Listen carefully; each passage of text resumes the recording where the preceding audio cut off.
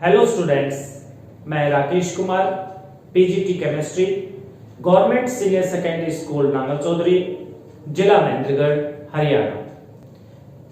Students, आज हम आरंभ करने जा रहे हैं विज्ञान का एक महत्वपूर्ण अध्याय जिसका नाम है प्राकृतिक संसाधन। और प्राकृतिक संसाधन के अंतर्गत आने वाला एक महत्वपूर्ण टॉपिक वायु। आज हम अध्ययन करेंगे वायु के बारे में कि वायु है क्या और वायु हमारे लिए किस प्रकार महत्वपूर्ण है। उससे पहले हम अध्ययन करते हैं कि प्राकृतिक संसाधन क्या होते हैं और प्राकृतिक संसाधन हमारे लिए क्यों महत्वपूर्ण है। प्राकृतिक संसाधनों को हम किस प्रकार विभिन्न वर्गों में वर्गीकृत कर सकते हैं। चलिए शुरू करते हैं प्राकृतिक संसाधन। देखिए, वे पदार्थ जो हमें प्राकृतिक पर्यावरण से प्राप्त होते हैं, नेचुरल एनवायरनमेंट, वे पदार्थ जो हमें प्राकृतिक पर्यावरण से प्राप्त होते हैं, पर्यावरण से प्राप्त होते हैं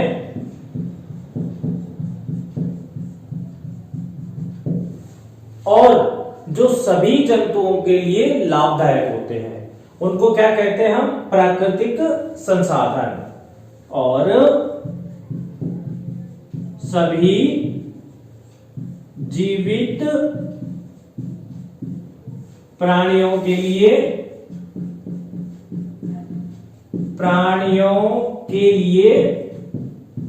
लाभदायक होते हैं,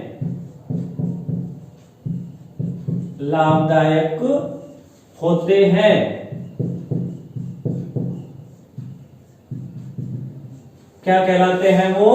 प्राकृतिक संसाधन कहलाते हैं। नेचुरल रिसोर्सेस, नेचुरल जो नेचर से मिल रहा है, हमें प्रकृति से मिल रहा है, तो वे पदार्थ जो हमें प्राकृतिक पर्यावरण से प्राप्त होते हैं, अपने चारों ओर से प्राप्त होते हैं। प्राकृतिक पर्यावरण कौन सा है? हमारे चारों ओर जो विभिन्न प्रकार का पर्यावरण मौजूद है, जो प्रकृति ने बनाया है, उसी को हम क्या कहते हैं? प्राकृतिक पर्यावरण कहते हैं। तो वे पदार्थ जो हमें प्राकृतिक पर्यावरण से प्राप्त हो रहे हैं और सभी जीवित प्राणियों के लिए लाभदायक होते हैं, उनको हम क्या कहेंगे? उनको कहेंगे हम प्राकृतिक संसाधन। यदि हम प्राकृतिक संसाधनों के उदाहरण देना चाहें तो वो दो तरीके से बता सकते हैं। एक प्राकृतिक संसाधन कौन से होते हैं? भौतिक संपदा वाले प्राकृतिक संसाधन। देखिए कौन से होंगे? एक होंगे भौतिक संपदा वाले प्राकृतिक संसाधन। भौतिक संपदा वाले प्राकृतिक संसाधन। भौतिक संपदा वाले प्राकृतिक संसाधन कौन से होंगे? जिसको हम कह सकते हैं कि निर्जीव प्राकृतिक संसाधन, जिनमें जीवन नहीं होगा, उन्हीं को हम भौतिक संपदा वाले प्राकृतिक संसाधन कहेंगे। जैसे वायु, दूसरा है जल, इसी तरीके का है सूर्य का प्रकाश, और भी इसमें बहुत सारे हो सकते हैं। तो ये जो दो तीन उदाहरण यहां पर दिए गए हैं, वायु, जल, सूर्य का प्रकाश, ये सब भौतिक संपदा है, अर्थात इनमें किसी प्रकार के कोई प्राण नहीं होते। दूसरे जो हमारे पास संसाधन होंगे वो कैसे होंगे? वो होंगे जैव संसाधन, अर्थात जैव संपदा।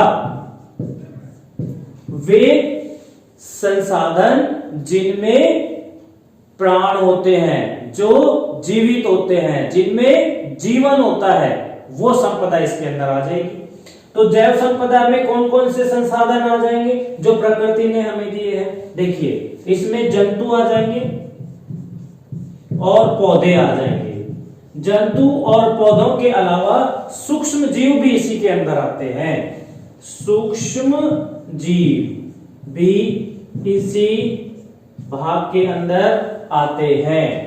इन उदाहरणों को देख करके आपको समझ आ गया होगा कि हमारे चारों ओर विभिन्न प्रकार के बहुत सारे प्राकृतिक संसाधन उपलब्ध हैं और उन प्राकृतिक संसाधनों के बारे में अगर हम बताना चाहते हैं तो वो हमारे लिए बड़ा मुश्किल होगा। वह मुश्किल कब तक होगा? जब तक हम उन प्राकृतिक संसाधनों को अलग अलग भागों में नहीं बांट देते, क्योंकि हर एक प्राकृतिक संसाधन अपने आप में विभिन्नताओं को समेटे हुए है। तो हम उन प्राकृतिक संसाधनों के बारे में आसानी से कब बता सकते हैं? हम तब बता सकते हैं जब हम उनका वर्गीकरण कर लें, अर्थात उनको क्लासिफाई कर दें, अलग अलग वर्गों में बांट दें। कई ऐसे प्रकार मौजूद है जिनके आधार पर हम प्राकृतिक संसाधनों का वर्गीकरण कर सकते हैं। देखिए वो आधार कौन कौन से हैं। आइए हम देखते हैं प्राकृतिक संसाधनों को कैसे अलग अलग भागों में बांटा जा सकता है।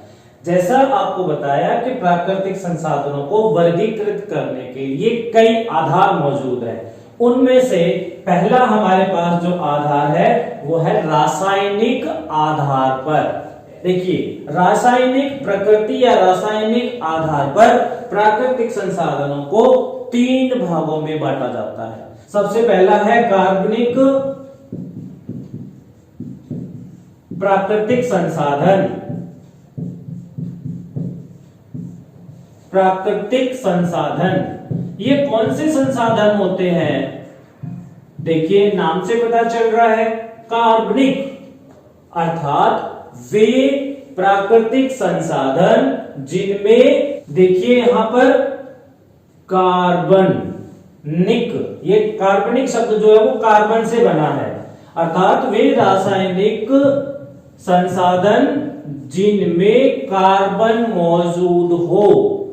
जिन प्राकृतिक संसाधनों में कार्बन मौजूद हो, कार्बन तत्व वो मौजूद है, उसको हम कार्बनिक प्राकृतिक संसाधन कहेंगे।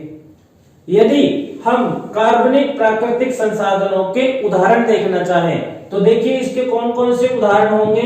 पौधे इसमें आ जाएंगे, पौधे प्लांट्स, इनमें कार्बन मौजूद होता है।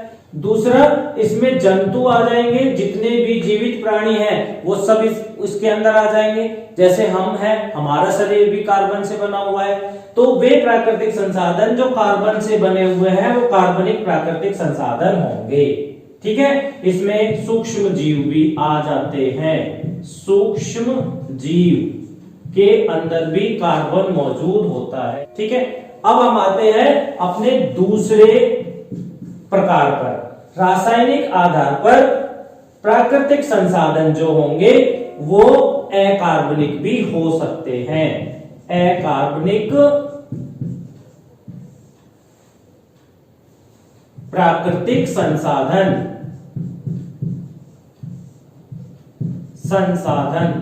ये वह संसाधन होंगे, ये वह प्राकृतिक संसाधन होंगे देखिए जिनमें कार्बन नहीं होगा। देखिए यहां पर अकार्बनिक अर्थात कार्बन नहीं होगा।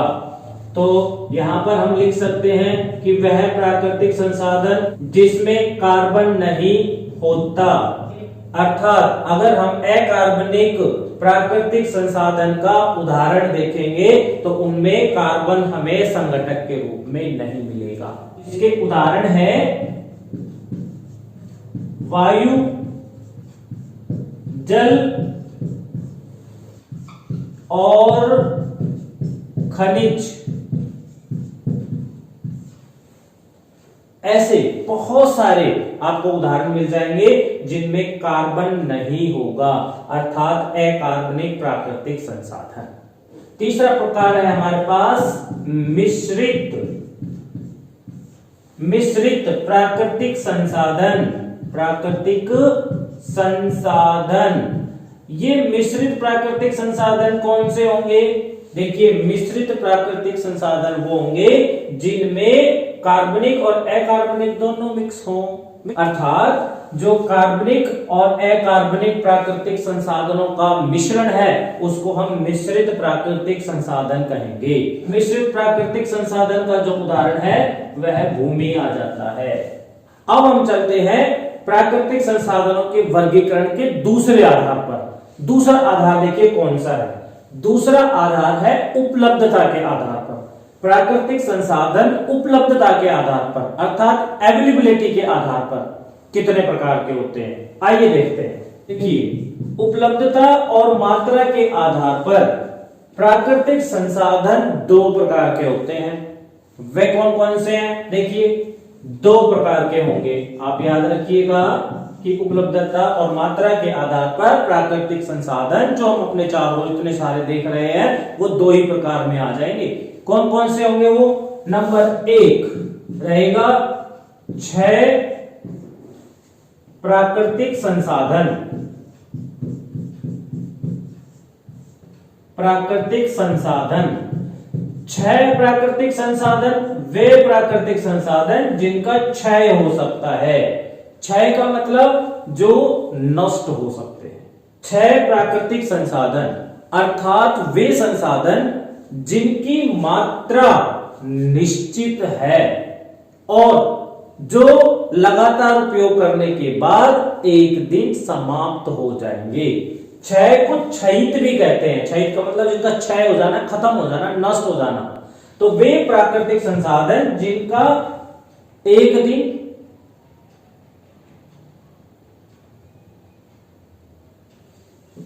अर्थात वे प्राकृतिक संसाधन जो एक दिन समाप्त हो जाएंगे उसको हम बोलेंगे 6 प्राकृतिक संसाधन जिनका जो एक दिन नष्ट हो जाएंगे।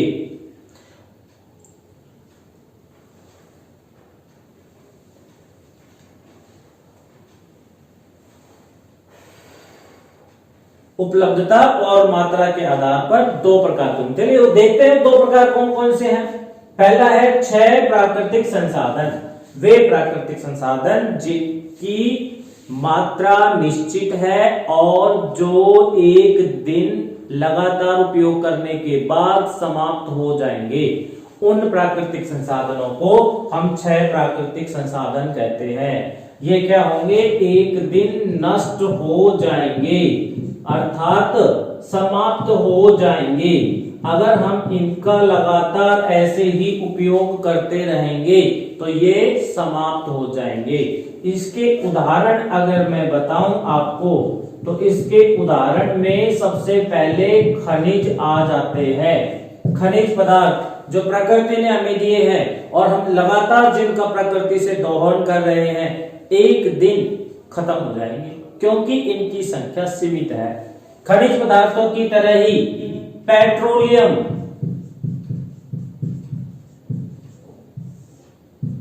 इसमें आ जाता है। पेट्रोलियम की मात्रा भी क्या है? सीमित है। इसी प्रकार से कोयला आदि ये ऐसे प्राकृतिक संसाधन हैं जो प्रकृति ने हमें भेंट स्वरूप दिए, लेकिन यदि हम इनका लगातार सोचे समझे बिना अंधाधुंध उपयोग करते रहेंगे तो ये एक दिन समाप्त हो जाएंगे। और ऐसे प्राकृतिक संसाधन जो एक दिन समाप्त हो जाएंगे उनको हम 6 प्राकृतिक संसाधन कहते हैं। ठीक है। और इसमें दूसरा जो प्रकार है हमारे पास वो है अक्षय प्राकृतिक संसाधन। अक्षय अर्थात जिनका क्षय नहीं होगा, जो समाप्त नहीं होंगे, जो कभी नष्ट नहीं होंगे, उनको हम बोलते हैं अक्षय प्राकृतिक संसाधन। अक्षय प्राकृतिक संसाधन ये क्या होंगे? अक्षय, क्षय नहीं होंगे अर्थात नष्ट नहीं होंगे, ये प्रकृति में बने रहेंगे, नष्ट नहीं होंगे। इनके उदाहरण देखें। देखिए इसके उदाहरण के रूप में हम ले सकते हैं वायु, कभी समाप्त नहीं होगी। ठीक है, अपना स्थान परिवर्तन करती रहेगी पर समाप्त नहीं होगी। दूसरा इसी प्रकार का हमारे पास है जल। सूर्य का प्रकाश है,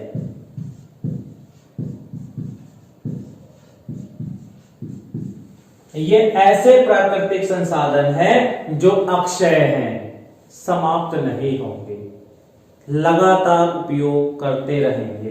वह प्राकृतिक संसाधन जो कभी नष्ट नहीं होंगे और जिनका हम लगातार उपयोग करते रहेंगे उनको हम बोलते हैं अक्षय प्राकृतिक संसाधन। तो 6 प्राकृतिक संसाधन और अक्षय प्राकृतिक संसाधन उपलब्धता और मात्रा के आधार पे 2 प्रकार के होते हैं। इसके बाद अगर हम थोड़ा सा और गहराई में चलते हैं तो देखिए जो 6 प्राकृतिक संसाधन है, ये 6 प्राकृतिक संसाधन 2 प्रकार के होते हैं। वो 2 प्रकार के कौन कौन से हैं? नंबर 1 नवीकरणीय। नवीकरणीय 6 प्राकृतिक संसाधन जो है वो 2 प्रकार के होंगे। नंबर 1 नवीकरणीय और नंबर 2 अनवीकरणीय। अनवीकरणीय ये 2 प्रकार के हमारे पास 6 प्राकृतिक संसाधन होंगे जिनका क्षय हो सकता है, जो एक दिन समाप्त हो जाएंगे। उनको हम बोलेंगे कि वो 2 प्रकार के कहलाएंगे। अगर 6 प्राकृतिक संसाधनों को आगे भागों में बांटते हैं तो 2 भागों में बांटा जा सकता है, नवीकरणीय और अनवीकरणीय। नाम से पता चल रहा है नवीकरणीय अर्थात रिन्यूएबल, जिनको रिन्यू किया जा सकता है, एक बार उपयोग कर लिया पुनः उपयोग किया जा सकता है, उनको हम बोलते हैं नवीकरणीय। रिन्यूएबल एक बार उपयोग कर लिया फिर रिन्यू कर लेंगे, दोबारा से बना लेंगे, वो कहलाएगा नवीकरणीय। ठीक है। और इसी प्रकार से दूसरा हमारे पास अनवीकरणीय, जिनको हमने एक बार उपयोग कर लिया और जिनको दोबारा उपयोग नहीं कर सकते, जिनको दोबारा नहीं बना सकते, एक बार बनाने के बाद ही उनका क्षय हो जाएगा, नष्ट हो जाएगा, वह कहलाएगा अनवीकरणीय। तो हमारे पास 6 प्राकृतिक संसाधन जो होंगे उनको 2 भागों में बांटेंगे, नवीकरणीय और अनवीकरणीय। ठीक है। चलिए अब हम चलते हैं प्राकृतिक संसाधनों के वर्गीकरण के तीसरे आधार पर, और तीसरा आधार है हमारे पास वितरण के आधार पर। जो प्राकृतिक संसाधन है वह कितने प्रकार के होंगे? देखिए वह भी 3 प्रकार के होंगे। वितरण के आधार पर प्राकृतिक संसाधन 3 प्रकार के होते हैं। 3 प्रकार के कौन कौन से होते हैं? नंबर 1 राष्ट्रीय प्राकृतिक संसाधन। ये वो संसाधन है जिन पर एक राष्ट्र मात्र का अधिकार होता है, अर्थात वे संसाधन जो किसी एक देश में मौजूद है। जैसे हमारा देश भारतवर्ष है और भारत की सीमा के अंदर जो भी प्राकृतिक संसाधन मौजूद है वह कैसे प्राकृतिक संसाधन होंगे? राष्ट्रीय प्राकृतिक संसाधन होंगे। इसी प्रकार से मान लीजिए हम बात करते हैं श्रीलंका की, तो श्रीलंका की सीमा के अंदर, क्योंकि श्रीलंका एक देश है और उसकी एक सीमा होगी, तो उसकी सीमा के अंदर जो भी प्राकृतिक संसाधन मौजूद हैं वह राष्ट्रीय प्राकृतिक संसाधन कहलाएंगे। इसमें कौन कौन से उदाहरण आते हैं? देखिए इसमें हम खनिज जितने भी हैं जो हमारे देश में मौजूद है, जो किसी राष्ट्र में मौजूद है, उनको हम राष्ट्रीय प्राकृतिक संसाधन कहेंगे। तो खनिज आ जाएगा इसके अंदर। इसमें हम दूसरे उदाहरण के रूप में अगर बताना चाहते हैं तो भूमि ले सकते हैं। तो दूसरा प्रकार जो होगा इसमें वह होगा बहुराष्ट्रीय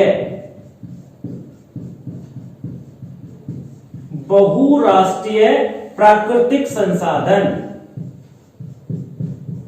ये वह संसाधन होंगे जिन पर एक से अधिक राष्ट्र का अधिकार होगा, अर्थात वह प्राकृतिक संसाधन जो एक से अधिक राष्ट्रों की सीमा के अंदर आते हैं उनको हम बहुराष्ट्रीय प्राकृतिक संसाधन कहते हैं।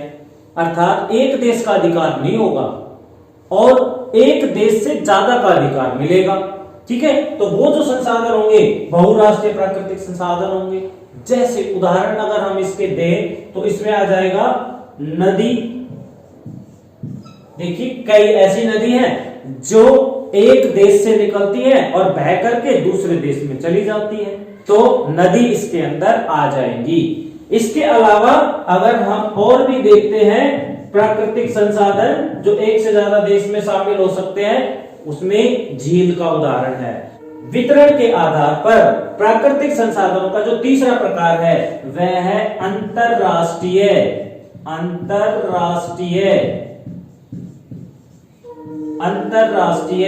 प्राकृतिक संसाधन।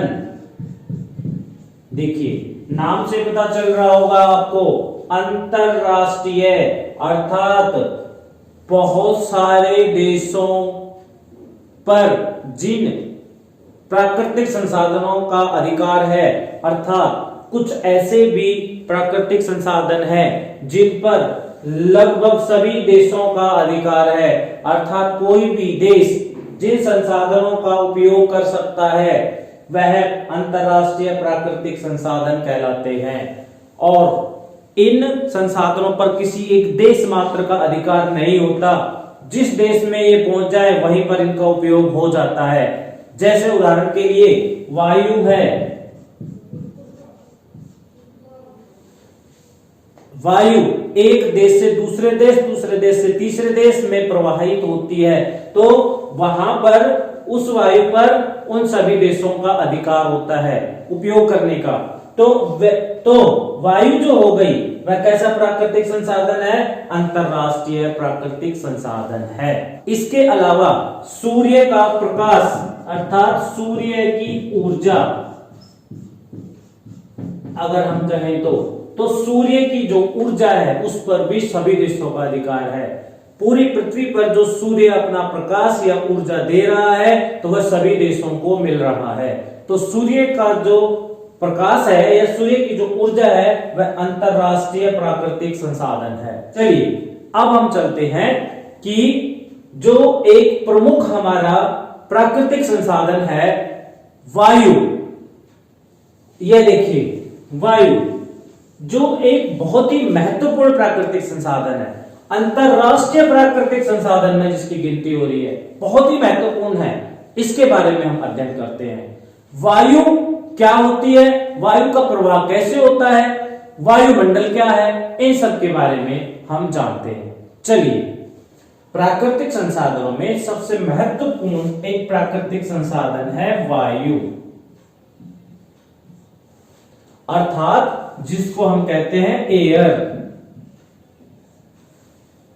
देखिए हमारी जो पृथ्वी है, यदि इस पर जीवन संभव है, हम सभी यदि इस पृथ्वी ग्रह पर जीवित हैं, तो हमारे जीवित रहने के पीछे एक महत्वपूर्ण प्राकृतिक संसाधन जो काम कर रहा है वह है वायु,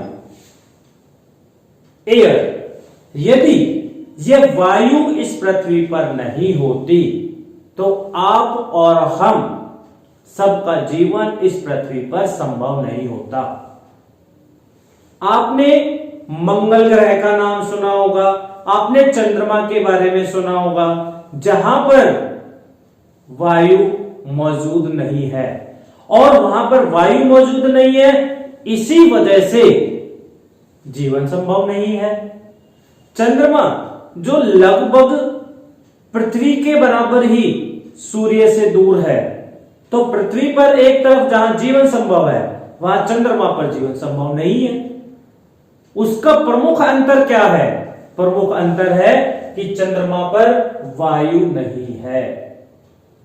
चंद्रमा के दिन और रात के अगर तापमान में आप अंतर करें, चंद्रमा पर अगर आप दिन में तापमान देखते हैं तो 100 डिग्री सेल्सियस से भी ऊपर होता है, जबकि अगर आप रात में अगर आप देखते हो -100 से भी नीचे चला जाता है।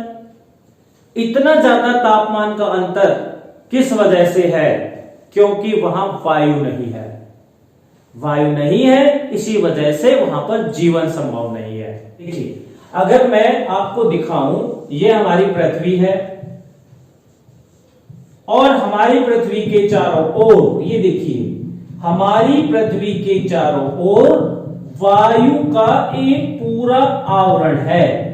जैसे हम सर्दी से बचने के लिए अपने चारों ओर कंबल को लपेट लेते हैं, कंबल जो हमें सर्दी से बचाता है, वैसे ही जो हमारी पृथ्वी है उसके चारों ओर ये देखिए, जो मैं यहाँ पर ये डॉट डॉट डॉट बिंदु लगा रहा हूं, ये क्या प्रदर्शित कर रहा है? ये प्रदर्शित कर रहा है कि हमारी पृथ्वी के चारों ओर क्या मौजूद है? वायु मौजूद है। और ये जो वायु है, इस आवरण को, जो पृथ्वी के चारों ओर है, इसी आवरण को हम कहते हैं वायुमंडल। वायुमंडल। आपसे पूछा जाए कि वायुमंडल क्या है, तो आप क्या बताएंगे? पृथ्वी के चारों ओर जो वायु का आवरण होता है उसे वायुमंडल कहते हैं। ठीक है। यह जो वायुमंडल है, ये देखिए पृथ्वी के चारों ओर मौजूद है। ये देखिए आप, पृथ्वी के चारों ओर मौजूद है। और पृथ्वी के चारों ओर क्यों मौजूद है? देखिए, जो पृथ्वी है वह क्या करती है? हर एक वस्तु को अपनी ओर आकर्षित करती है। अगर हम किसी पेन को भी छोड़ते हैं तो वो भी पृथ्वी के केंद्र की ओर गिरता है ना? ऐसा होता है गुरुत्वाबल के कारण। तो पृथ्वी हर एक वस्तु को अपने केंद्र की ओर आकर्षित करती है। तो ये जो वायु है ना, इसको भी पृथ्वी अपने केंद्र की ओर आकर्षित कर रही है। ये देखिए इधर इधर। तो इस गुरुत्व बल के कारण जो वायु है वो पृथ्वी के चारों ओर ही रहती है। गुरुत्व बल के कारण वायु का जो आवरण है वो पृथ्वी के चारों ओर ही रहता है, उससे दूर नहीं जाता। यहां से चल के ये चंद्रमा पर नहीं जाएगा, यहां से चल के ये मंगल ग्रह पर नहीं जाएगा, क्योंकि पृथ्वी क्या कर रही है? वायु के कणों को अपने केंद्र की ओर गुरुत्व बल से खींच रही है। उस बल की वजह से यह दूर नहीं जाएगा, पृथ्वी के चारों ओर ही रहता है। और इसी वायुमंडल में हम निवास करते हैं, अर्थात हम अपने चारों ओर जो वायु देख रहे हैं ये उसी वायुमंडल की वायु है। ठीक है। आइए हम जरा जाने कि जो वायुमंडल है यह किस प्रकार हमारे लिए लाभदायक है। इस वायुमंडल की वजह से क्या क्या होता है? देखिए वायुमंडल में क्या क्या होता है। वायुमंडल में धूलकण होते हैं, जलवाष्प होते हैं। जलवाष्प आपको वायुमंडल में मिलते हैं। ठीक है। इसके अलावा जो धूलकण है वह भी आपको वायुमंडल में मिलते हैं। धूल के कण वो भी वायु में उड़ते रहते हैं, तो धूल के कण भी आपको वहां पे मिलते हैं। वायुमंडल की वजह से ही वर्षा जो है वह आती है। जल से जो वाष्प बनते हैं वह वाष्प बन के कहां जाते हैं? वायु में जाते हैं। वायु में जाने के बाद उनका संघनन होता है। संघनन होने के बाद वर्षा के रूप में वो नीचे गिरते हैं। इसके अलावा बर्फबारी होती है, बर्फ गिरती है, तो वो जो बर्फबारी हो रही है वह भी वायुमंडल की वजह से हो रही है। जब जलवाष्प संघनित होते हैं और बर्फ के रूप में नीचे गिरते हैं तो वो भी वायुमंडल की वजह से ही गिरते हैं। इसके अलावा वायुमंडल जो होता है वह क्या करता है? वह तापमान की स्थिरता बनाए रखता है। जो तापमान हम यहां पर महसूस करते हैं वह किसकी वजह से होता है? वायुमंडल की वजह से ही होता है। इसके अलावा सबसे जरूरी वायुमंडल का जो हमें लाभ है वह क्या है कि जितने भी जीव जंतु हैं या पौधे हैं, उन सब का जो जीवन है वह इस वायुमंडल पर ही आधारित है। यदि इस वायुमंडल में ऑक्सीजन गैस नहीं होती तो क्या जीव जंतु सरवाइव कर पाते? जीवित रह पाते? नहीं रह पाते। हमें जीवित रहने के लिए सबसे पहले ऑक्सीजन की जरूरत है, और वह ऑक्सीजन गैस कहां मौजूद है? वायुमंडल में मौजूद है। तो जीव जंतुओं का जो जीवन है वो इस वायुमंडल पर ही निर्भर करता है। इसी प्रकार से जो पेड़ पौधे हैं उनको अपना भोजन बनाने के लिए कार्बन डाइऑक्साइड गैस की जरूरत होती है। वह जो कार्बन डाइऑक्साइड गैस है कहाँ मौजूद होती है? इस वायुमंडल में ही मौजूद होती है। तो पेड़ पौधों का जो जीवन है वह भी किस पर निर्भर है? इस वायुमंडल पर ही निर्भर है। इसके साथ ही अगर हम और बहुत सारी प्राकृतिक घटनाएं देखें, जैसे बादलों का बनना देखें, बादल बनते हैं वो भी वायुमंडल पर निर्भर करता है। जब जल वाष्प बनकर वायु में पहुंचता है और उसका संघनन होता है और उसमें विभिन्न प्रकार की गैसों का मिश्रण होता है, बादलों का निर्माण होता है। तो इस प्रकार से जो बादलों का बनना है वह भी वायुमंडल की ही देन है। इसके साथ ही पवन का बनना भी वायुमंडल की वजह से ही होता है। और इसके साथ वायुमंडल है वह क्या करता है? सूर्य की हानिकारक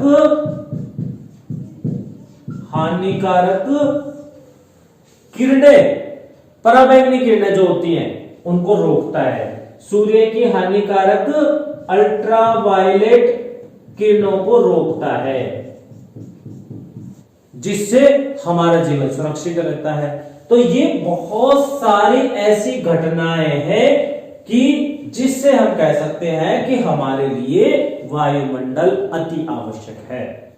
चलिए इसके बाद हम देखते हैं कि जो वायुमंडल है इसका संगठन क्या है। वायुमंडल में कौन कौन सी गैस मौजूद है, आइए देखते हैं। यदि हम वायु का संगठन देखते हैं तो देखिए वायु में सबसे ज्यादा प्रतिशत अगर किसी गैस का है संगठन के रूप में तो वह नाइट्रोजन का है, और वह कितना है? 78.08 अर्थात 78.08% नाइट्रोजन गैस उपस्थित है। सबसे ज्यादा 78% बहुत बड़ी मात्रा होती है। अर्थात जो हम अपने चारों ओर वायु देख रहे हैं इसमें सबसे ज्यादा नाइट्रोजन गैस है। ठीक है, नाइट्रोजन गैस वायुमंडल का एक बहुत बड़ा भाग कवर करता है। इसके बाद हम दूसरी गैस पे यदि चले तो दूसरी गैस हमारे पास संगठक के रूप में जो सबसे ज्यादा प्रतिशत में है वह है ऑक्सीजन, और वह कितनी है? 20.98 अर्थात 20.98%। आसानी से समझने के लिए हम इसको 21% कह देते हैं, 21%। इसको 78% बता दिया जाता है और इसको 21%। यदि हम वायु के संगठन में इन दो गैसों का योगदान देखें तो सबसे ज्यादा नाइट्रोजन 78.08, ऑक्सीजन 20.98, इन दोनों को जोड़ देते हैं तो लगभग 99%, 99%, 1% ही बचा है बस, बाकी सब इन दोनों गैसों ने कवर कर लिया है। तो वायुमंडल का प्रमुख भाग इन दोनों गैसों से है। बाकी जो गैसें रह गई जिनका भी नाम आप सुनते हैं वो सब 1% के अंदर ही आती हैं। जैसे अगला जो संगठन है carbon dioxide, carbon dioxide, carbon dioxide जो गैस है, ये देखिए कार्बन डाइऑक्साइड, उसकी प्रतिशत मात्रा 0.03% है, 0.03%, बहुत कम। इसके अलावा एक गैस ऐसी और है जिसकी प्रतिशत मात्रा थोड़ी सी ठीक है और वह है आर्गन। आर्गन की जो प्रतिशत मात्रा है वह 0.91%, 0.91% आर्गन गैस उपस्थित होती है।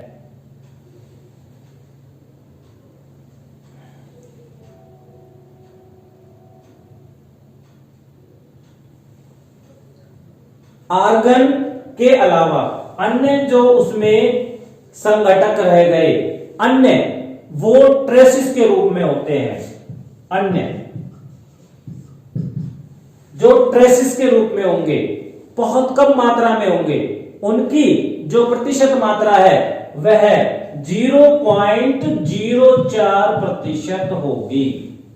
तो यह है हमारे पास वायु का संगठन है। वायु के संगठन के बाद अब हम चलते हैं कि जो हमारी पृथ्वी के चारों ओर वायु का आवरण है उसमें कितनी परतें मौजूद हैं। चलिए देखते हैं। विभिन्न परतों द्वारा बना वायुमंडल। पृथ्वी के चारों ओर वायुमंडल की सघनता एक समान नहीं है। ठीक है, चलिए अब हम ये देखें कि जो पृथ्वी के चारों ओर जो वायुमंडल है क्या वह एक जैसा ही है। देखिए एक जैसा नहीं है। पृथ्वी के चारों ओर जो वायु का आवरण है वह विभिन्न प्रकार की परतों का निर्माण करता है और ये जो परतें हैं इनके संगठन और इनके अंदर उपस्थित गैसों का मिश्रण और अन्य कई कारकों पर निर्भर करता है। इन परतों को अगर हम एक चित्र के द्वारा प्रदर्शित करें तो पृथ्वी के वायुमंडल की जो प्रमुख परतें हैं उनको हम प्रमुख परतों को 4 भागों में ले रहे हैं, अर्थात 4 प्रकार की परतों के बारे में हम यहाँ पढ़ेंगे। देखिए सबसे पहले यह यहाँ पर पृथ्वी मौजूद है। ये जो तल है वो पृथ्वी का तल है और पृथ्वी के तल से अगर हम बात करते हैं ऊपर की ओर चलते हैं तो ये देखिए 16 किलोमीटर, इधर ये जो रेखा है ये किलोमीटर को प्रदर्शित कर रही है। तो इस रेखा पर मैंने यहाँ पर देखिए 16 किलोमीटर, 50 किलोमीटर और 85 किलोमीटर 3 स्केल 3 पैमाने निर्धारित किए हैं। तो 0 से लेकर के और 16 अर्थात पृथ्वी तल से लेकर के यहाँ पर 0 है, पृथ्वी तल है और पृथ्वी तल से लेकर के 16 किलोमीटर तक, पृथ्वी तल से 16 किलोमीटर ऊंचाई तक ऊपर तक कौन सा मंडल माना जाता है?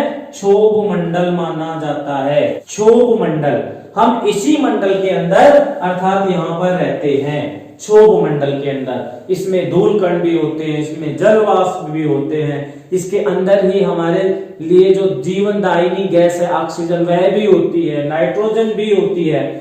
इसके अलावा सूक्ष्म जीव है और विभिन्न प्रकार की जो तरंगें हैं वो इस सब के अंदर मौजूद होती हैं। क्षोभ मंडल हमारे लिए अति महत्वपूर्ण है। हमारी सारी क्रियाएं इस क्षोभ मंडल के अंदर ही होती है। ठीक है, चलिए इसके बाद अगर हम बात करते हैं दूसरे परत की, तो दूसरा जो परत है पृथ्वी के वायुमंडल का वह कहलाता है समताप मंडल। और समताप मंडल की जो ऊंचाई है वह कितनी है? समताप मंडल की ऊंचाई है 16 किलोमीटर से 50 किलोमीटर तक। 16 से पृथ्वी तल से 16 किलोमीटर ऊंचा गए तब तो था क्षोभ मंडल, और 16 किलोमीटर से ऊपर हम चले जाएंगे तो जो बीच का जो अंतर है 16 से 50 का, उन किलोमीटर्स के बीच के अंदर जो वायुमंडल मौजूद है, उन किलोमीटर्स के बीच का जो वायुमंडल मौजूद है वह समताप मंडल कहलाता है, जिसको स्ट्रेटोस्फीयर कहते हैं। ठीक है, किलोमीटर आप याद रखिएगा। तीसरा हमारे पास जो है वो मध्य मंडल कहलाता है। मध्य मंडल जो है वो कहां से कहां तक है? मध्य मंडल 50 किलोमीटर से और 85 किलोमीटर के बीच का जो ये जो हिस्सा है वायुमंडल का, इसको हम मध्य मंडल कहते हैं, इंग्लिश में बोलते हैं मीजोस्फीयर। और 85 किलोमीटर के बाद का जो भी हमारे पास यहाँ पर देखिए ये वाला जो हिस्सा है 85 किलोमीटर से ऊपर का, सबसे ऊपर, उसके बाद जितना भी वायुमंडल है वह सब बाह्य मंडल के अंदर आ जाता है, थर्मोस्फीयर। और सबसे पहले जो सूर्य से आने वाली प्रकाश की किरणें हैं वो इसी मंडल के अंदर अर्थात बाह्य मंडल के अंदर प्रवेश करती है। इसके बाद हम चलते हैं कि वायु जो है इतनी शांत होती है, कभी कभी तो ये बहुत ही ठंडी ठंडी बहती है, खुशनुमा कर देती है हमें, जबकि कई बार ये विकराल रूप भी ले लेती है। कहीं पे बहुत तेज आंधी के रूप में चलती है, कहीं पे चक्रवातों का निर्माण कर देती है, कहीं पे तूफान ला देती है और पेड़ पौधे भवन इन सब को उड़ा ले जाती है। इतनी शक्ति इसमें कहां से आ जाती है? अर्थात इतनी शांत रहने वाली वायु इतना विकराल रूप कैसे ले लेती है? किस प्रकार से जो वायु है वह पवन का रूप ले लेती है? तो आइए देखते हैं कि वायु जो है वो किस प्रकार पवन बन जाती है। पवन अर्थात विंड किसको कहते हैं? किस प्रकार इनका निर्माण होता है? चलिए देखते हैं। पवन चलती हुई वायु को पवन कहते हैं। चलती हुई वायु को पवन कहते हैं। चलती हुई हवा या वायु पवन कहलाती है। अब वायु जो है वो पवन का रूप कैसे ले लेती है, अर्थात पवन का निर्माण कैसे होता है। देखिए, वायु से जो पवन है वो दो प्रमुख कारणों से बनती है। अर्थात एक जो शांत सी दिखने वाली वायु है वह पवन बन जाएगी। तो उसके पवन बनने के पीछे दो कारण हो सकते हैं। नंबर एक, वायु का गर्म होना। वायु का गर्म होना, यदि वायु को हम गर्म कर दें तो वह पवन बन जाएगी, अपना स्थान छोड़ देगी, दूसरे स्थान पे चली जाएगी। और दूसरा है जल वाष्प का संघनन। जल वाष्प का संघनन, यदि जो जल वाष्प हवा में है वो संघनित हो जाए तब भी पवनों का निर्माण हो सकता है। तो आइए जरा अब हम इसको समझते हैं कि वायु जो है वो गर्म होकर के पवन का रूप कैसे ले लेती है। यह जो वायु है वो पवन कैसे बन जाएगी, किस प्रकार से, पहले कारक से। ये जो पहला कारक है वायु का गर्म होना, देखिए यह हमारी पृथ्वी तल है, ठीक है, यहां पर वायु मौजूद है। ये देखिए ये वायु है हमारे पास यहां पर। इस पृथ्वी के तल पर जब सूर्य का प्रकाश गिरता है, ये देखिए सूर्य का प्रकाश गिरता है। सूर्य का प्रकाश जो होता है, सूर्य का प्रकाश कहीं पर तो सीधा गिरता है और कहीं पर वह तिरछा गिरता है। ये देखिए कहीं पर तिरछा गिरता है, क्योंकि हमारी पृथ्वी बहुत बड़ी है और सूर्य से जो आने वाली किरणें कहीं पर तो वो सीधे आ जाती हैं और कहीं पर वो तिरछे जाके गिरती हैं। जो प्रकाश की किरणें सीधे आ रही हैं वो हमारे पृथ्वी तल तक जल्दी पहुंच जाएंगी, यहाँ पर जल्दी से आ जाएंगी, और यहाँ पर जल्दी से आ जाएंगी तो यहाँ इस तल को ज्यादा जल्दी गर्म कर देंगी। और जब ये तल गर्म हो जाएगा, क्योंकि पृथ्वी का तल क्या करेगा, उष्मा को अवशोषित कर लेगा, और जब ये पृथ्वी का तल उष्मा को अवशोषित कर लेगा, उष्मा कहां से मिल रही है, सूर्य के प्रकाश की किरणों से उष्मा मिल रही है। तो वो जो सूर्य के प्रकाश की किरणें आई, पृथ्वी से टकराई, पृथ्वी से टकराने पर पृथ्वी ने उसकी उष्मा को अवशोषित कर लिया, पृथ्वी का तल हो गया गर्म, ठीक है। उसी समय क्या हुआ, जब यह पृथ्वी का तल गर्म हुआ था, उसी समय जो सूर्य से प्रकाश की किरणें तिरछी गिर रही हैं, जिनको पहुंचने में ज्यादा समय लग रहा है, वहां पर जो पृथ्वी का तल है वह उस उष्मा को अधिक मात्रा में अवशोषित नहीं कर पाया, क्योंकि इन प्रकाश की किरणों को अधिक दूरी तय करनी पड़ी और ज्यादा समय लगा। तो यहां पर जो पृथ्वी का तल है वह इस स्थान की अपेक्षा कम गर्म हो पाया, जिससे यहाँ की जो वायु है वह कैसी रह गई है, ठंडी रह गई है। यहाँ की वायु गर्म नहीं होगी, जबकि जहां पर प्रकाश की किरणें बहुत जल्दी पहुंच गई और पृथ्वी का तल जहां पर अधिक गर्म हो गया, वहां पर क्या हुआ, जो वायु है वह जल्दी गर्म हो जाएगी। तो यहां पर गर्म वायु बनेगी और यहां पर ठंडी वायु होगी।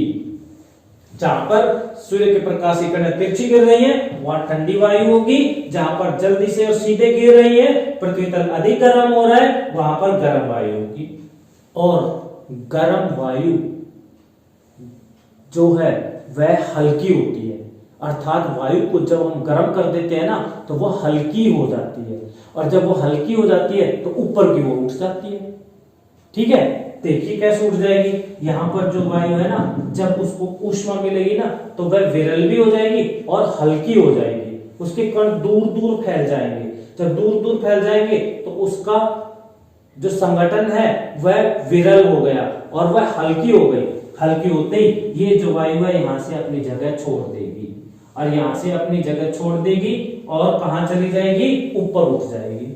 और यहाँ की जो जगह है वह क्या हो गई है, खाली हो गई है, क्योंकि यहाँ जो वायु मौजूद थी वह ऊपर उठ गई है, और ऊपर उठने के साथ ही वो यहाँ से चलने लगेगी किधर, उष्मा को निकालकर ठंडा होने के लिए। तो जिधर ठंडा स्थान होगा उधर की ओर चलने लगेगी, तो ये वायु की किरणें उधर जाने लगेंगी जहां पर ठंडा होगा।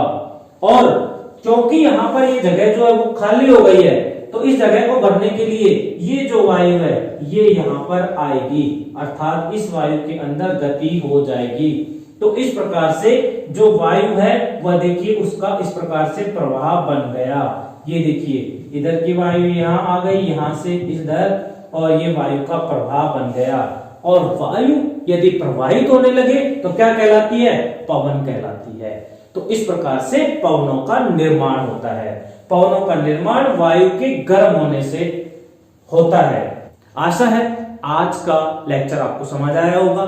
फिर भी यदि कोई समस्या है तो आप अपने अध्यापक से मिल करके उस समस्या का निदान कर सकते हैं। धन्यवाद।